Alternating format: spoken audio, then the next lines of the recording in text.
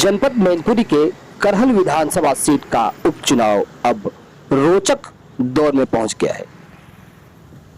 यहां पर भाजपा प्रत्याशी अमरेश यादव के समर्थन में केंद्रीय राज्य मंत्री एसपी सिंह बघेल कस्बा करहल पहुंचे,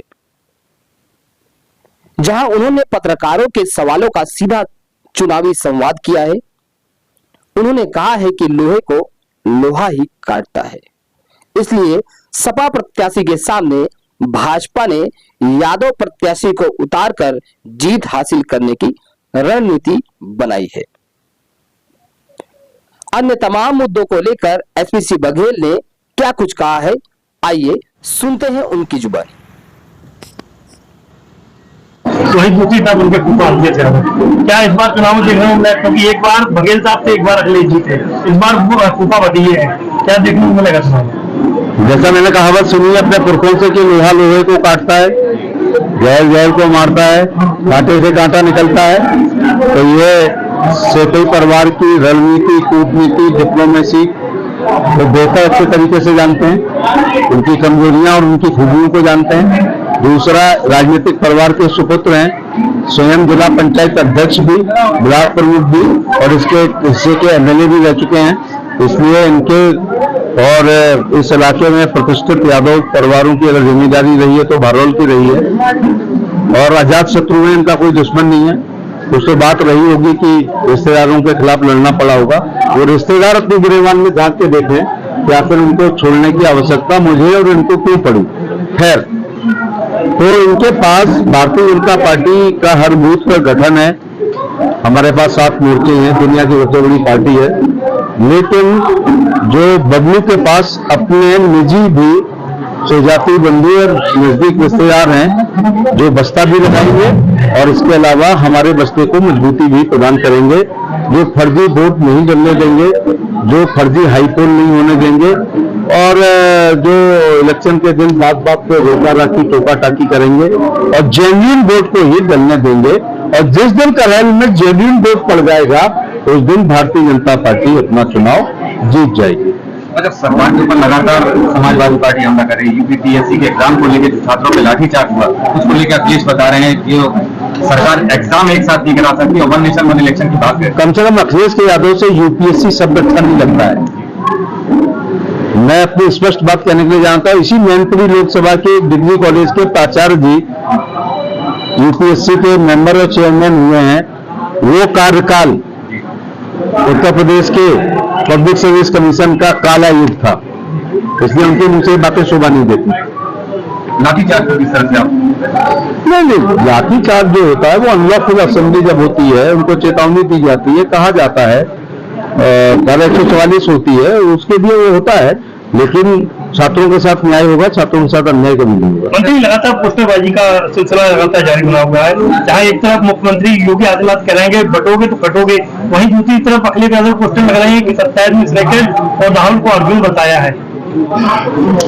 भगवानों से जो अपनी तुलना करते हैं, इससे ज्यादा भगवानों का अपमान हो नहीं सकता है। भगवान श्री कृष्ण को छोड़ो, मैं स्वयं पंडित दीनदयाल उपाध्याय और श्यामा प्रसाद मुखर्जी के पैर के नाखून के नीचे की मिट्टी के बराबर नहीं हूं। इंसानों की बात कर रहा हूं, भगवानों की तो बात छोड़ो, वो तो अवतारी पुरुष होते हैं। अगर ये लोग अपने को भगवान तुल्य कहेंगे और राहुल को अर्जुन तुल्य कहेंगे तो लोग नास्तिक पैदा हो जाएंगे इस देश में, जिनकी धर्म से और अध्यात्म से और गीता पुराण महाभारत उपनिषद और ऋचाओं से आस्था ही उठ जाएगी अगर ऐसे भगवान, ऐसे कृष्ण और ऐसे अर्जुन की हमें पूजा करनी पड़ेगी। तो समाजवादी लोग कह रहे हैं कि भाजपा तो भगवान के नाम से वोट मांग रही है। अभी अयोध्या भारतीय जनता पार्टी काशी की बात करती है, अयोध्या की बात करती है, मथुरा की बात करती है, इसमें कोई दो राय नहीं। धारा 370 की बात करती थी, 35A की बात, 3 तलाक की करती है, लेकिन 5 किलो गेहूं चावल की भी बात करती है, वो शौचालय की भी बात करती है, आवास की भी बात करती है,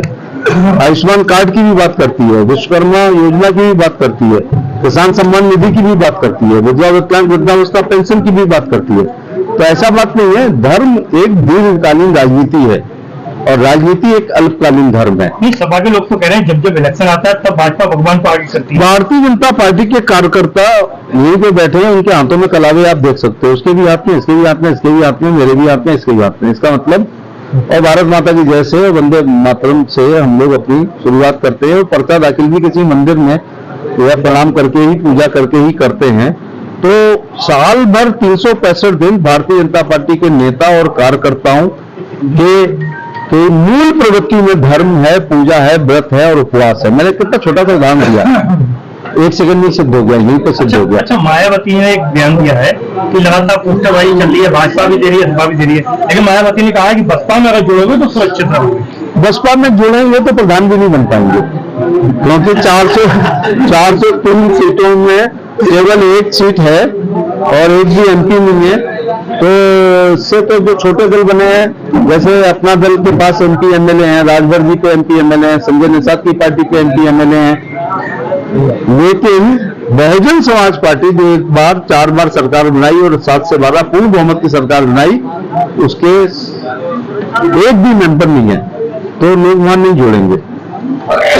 समाजवादी पार्टी ने अपने ट्विटर हैंडल से पोस्ट किया है कि योगी जी बताएं कि भाजपा के नेताओं को चरित्रहीनता है, क्या इसकी ट्रेनिंग योगी जी देते हैं या उनके गुरु चिन्ह में? अच्छा, इस मामले में कहना चाहूंगा कि जिस धरती पर बैठ के, जिस स्वर्गीय नथु सिंह डिग्री कॉलेज में बैठ के मैं अपनी बात कर रहा हूँ, इसका संबंध उस देश के धरती पुत्र से था। लेकिन दुर्भाग्य के साथ कहना पड़ रहा है कि धरती पुत्र के घर में ट्विटर पुत्र पैदा हो गए हैं जो केवल ट्वीट करते हैं, इसलिए उनके ट्वीट को हम लोग गंभीरता से नहीं लेते। तो निश्चित तौर पर इस बार भाजपा ने जाति समीकरण देखते हुए अनुदेश को मैदान पर उतारा गया था। भारतीय जनता पार्टी ने जात भी देखी है, लेकिन उसके साथ मेहनत भी देखी है, उसके साथ विकास भी देखा है, उसके साथ राजनीतिक अनुभव भी देखा है, खानदान को भी देखा है, और सब मिलाकर के यह है कि हमारा सेनापति वहां की व्यूह रचना को ज्यादा अच्छी तरीके से जानता है। क्या लगता है, आप भी चुनाव लड़ चुके हैं, आप चुनाव को नहीं जीत पाए, हम जिस बार चुनाव निकाल पाएंगे? हाँ, मेरे चुनाव को तो मैं एक शेर से सुनाना चाहूंगा कि जिनने अखिलेश ने कहा था मैं नहीं आऊंगा, उनको हफ्ते में आना पड़ा। कोई नहीं मांगेगा, सबको मांगना पड़ा। 1,60,000 से जीतेंगे, 60 पे निपट गए। कार्यकर्ता लड़ेंगे तो पिताजी को लाना पड़ा।